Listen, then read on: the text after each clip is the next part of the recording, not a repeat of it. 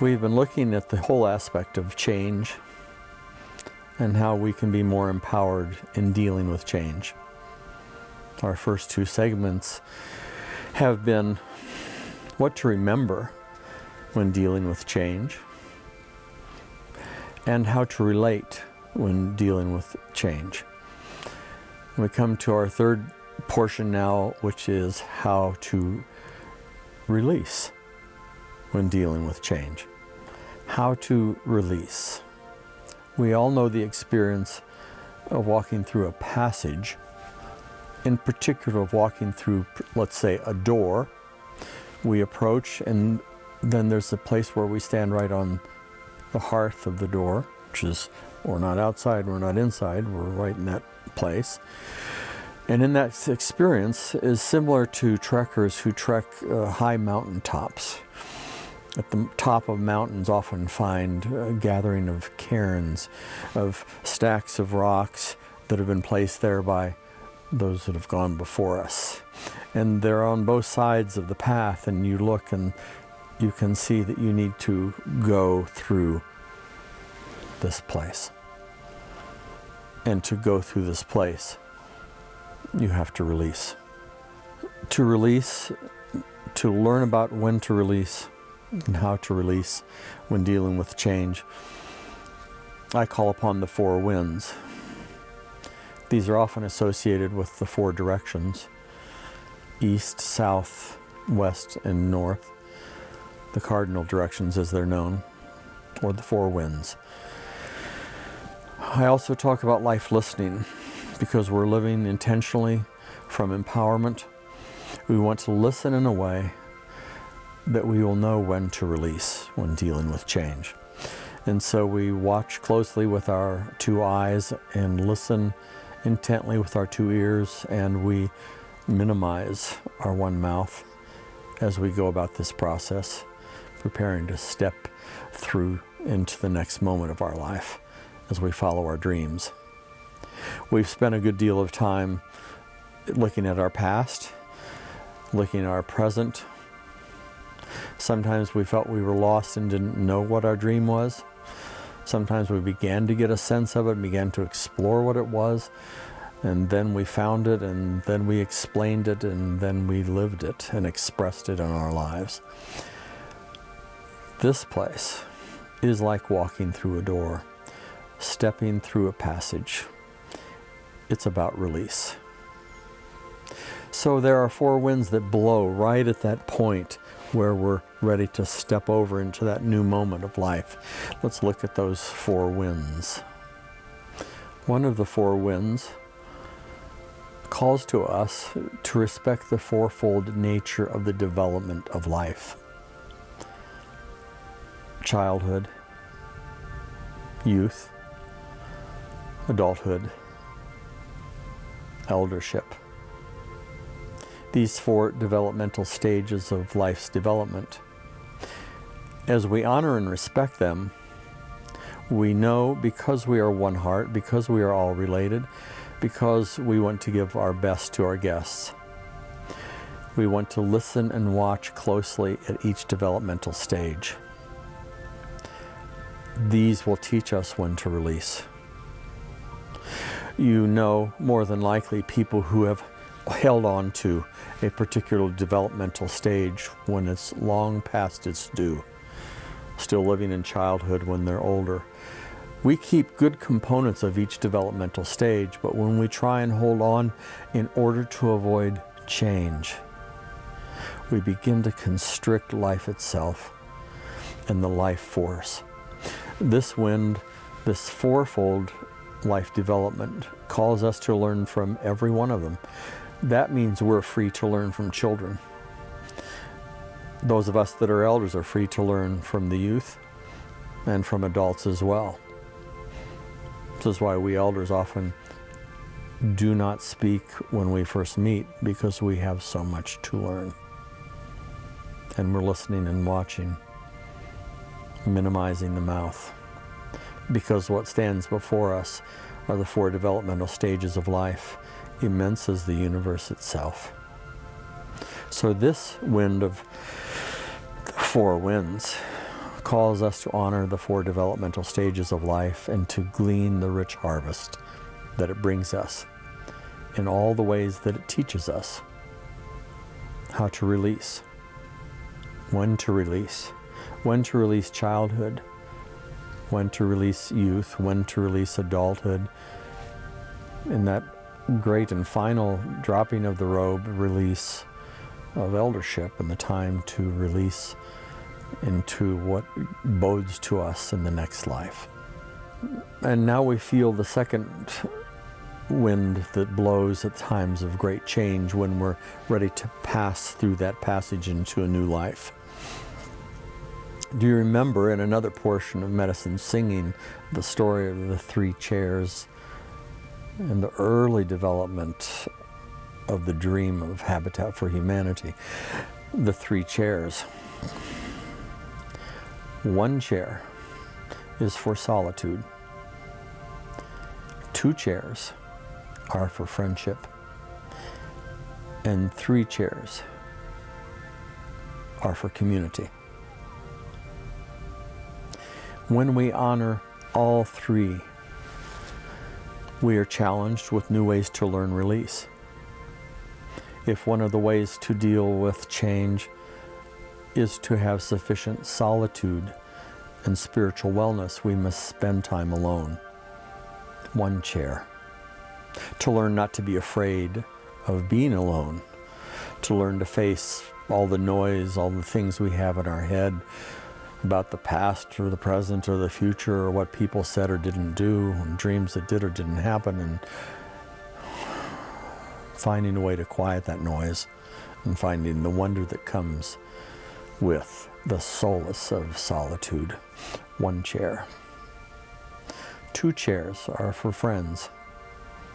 Hopefully that's what we've become. 2 chairs are for friends. When dealing with change, they can help us release.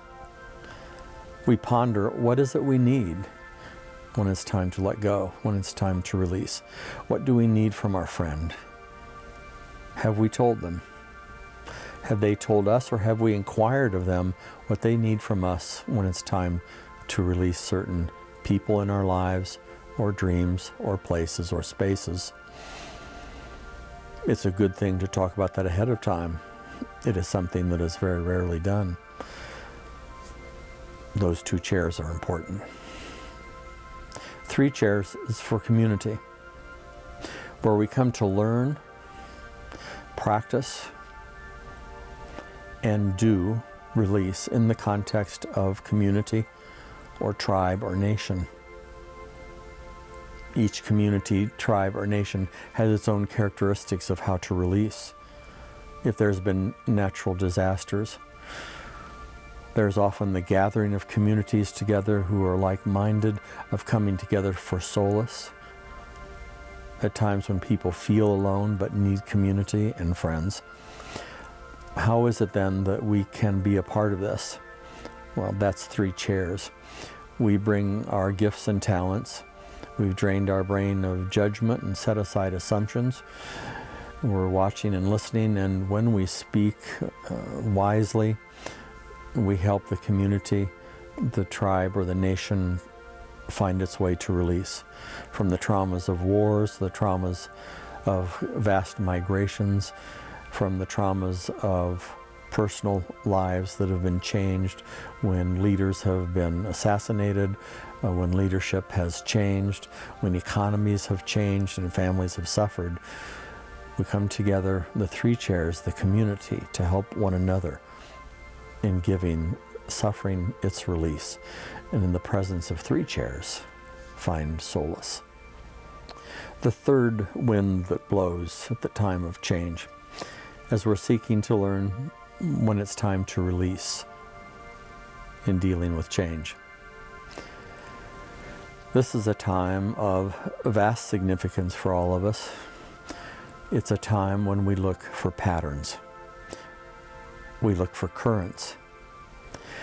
When we find one thing, we take note of it. We know that that could simply be a coincidence if we think it might have some meaning or direction to us about our life and our dream.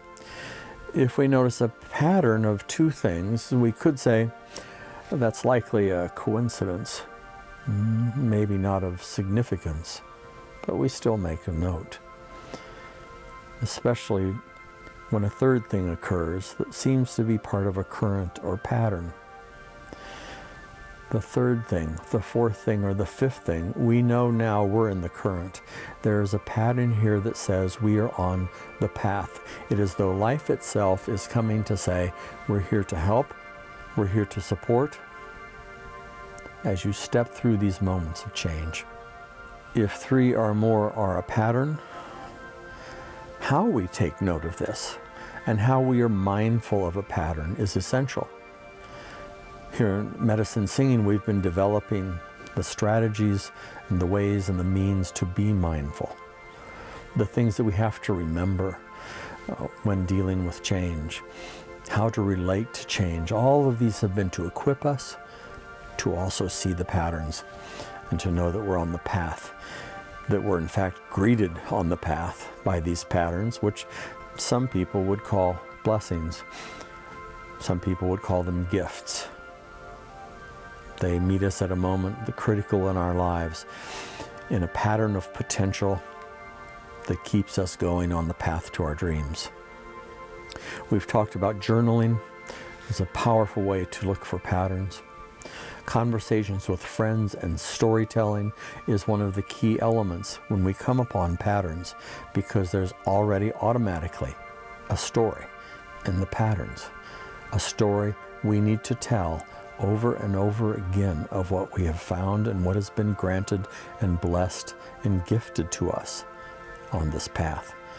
Because we are deciders, as two-leggeds in particular, we make decisions about, do we go forward? Do we alter? Is this a detour?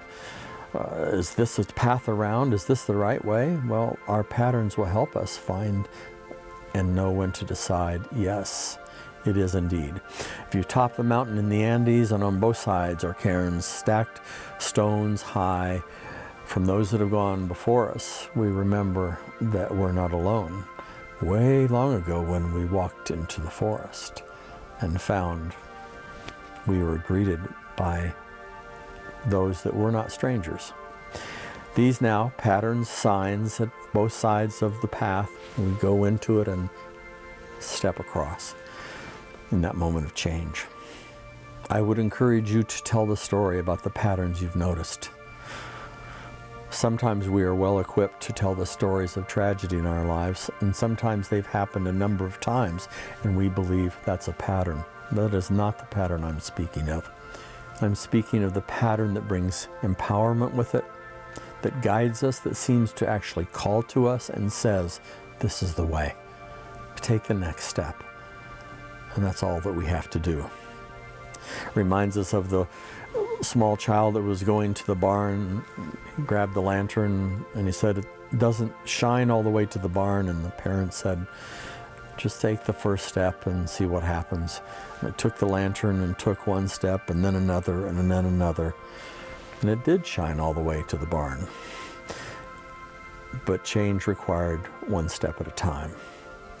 And when one step at a time leads to two and then three and more, including three or more people patterned into our lives, we are on the path of the greatest power in the universe. That place at the top of the orange that the stem connects to the tree of life. We are the center of the source. And we step through the gate into change. We are now at the fourth wind that blows at the time of change. This particular wind has a name you'll want to write on the tablets of your heart and never forget. Luminosity. We all have the experience of stepping through a doorway, over a mountaintop, over a stream, through a tunnel, through a window. There is a place that is luminous.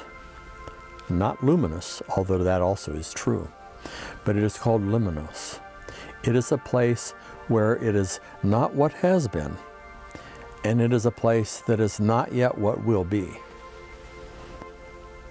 It is a place that is right now. That place where we take the step and are at the hearth of the door, and we look back and see all that has been. We look forward to what will be. But where we are is a sacred and powerful, luminous place. In thinking of a gateway, the luminous place is the place exactly at the gate. Not before it, not after. Exactly at the point of the gate. And you know what? We cannot possibly know what will be there until we step there. And when we step there, we are in a luminous place. Write that name on your heart, for great explorers know this well. Some feel a sense of dread stepping here. Some feel a sense of excitement, some a sense of exhilaration.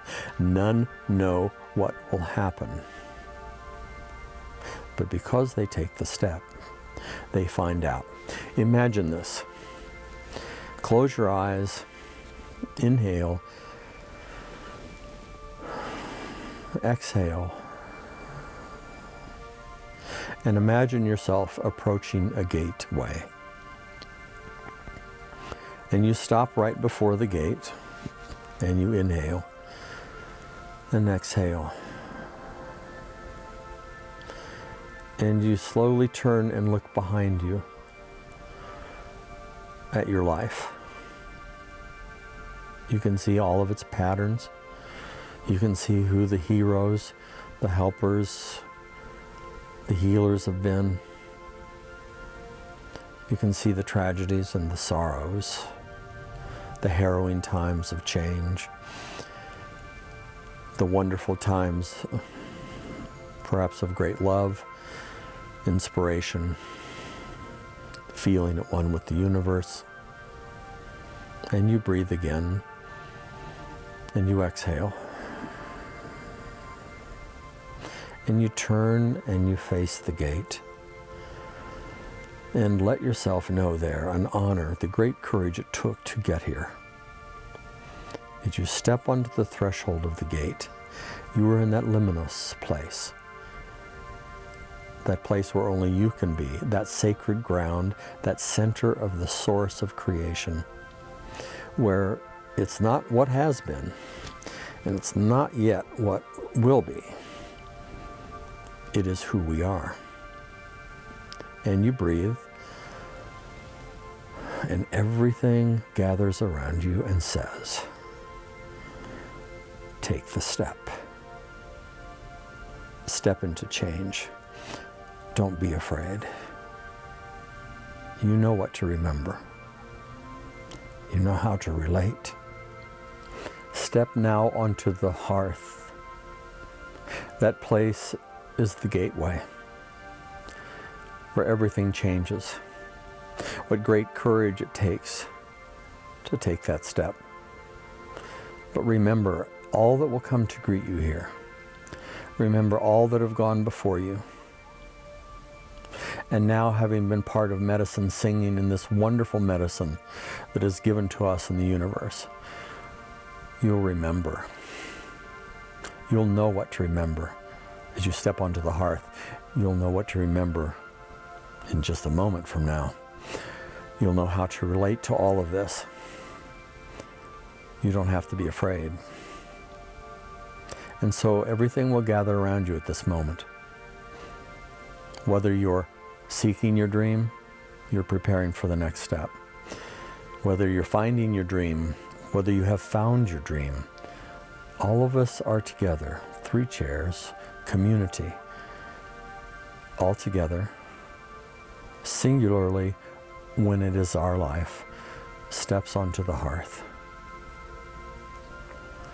And we breathe. And we honor the courage within and around us, that we know not what awaits us, but we know only that we are on sacred ground, and we know why. And we know this leads to the tree of life. So you've looked back and seen the review of your life and all that it has been. You've hoped and imagined and even planned for what you hope the future will be. But standing on the hearth, all is unknown until you take the step. To step through the gate. Go ahead. Go ahead and do that. Take the step.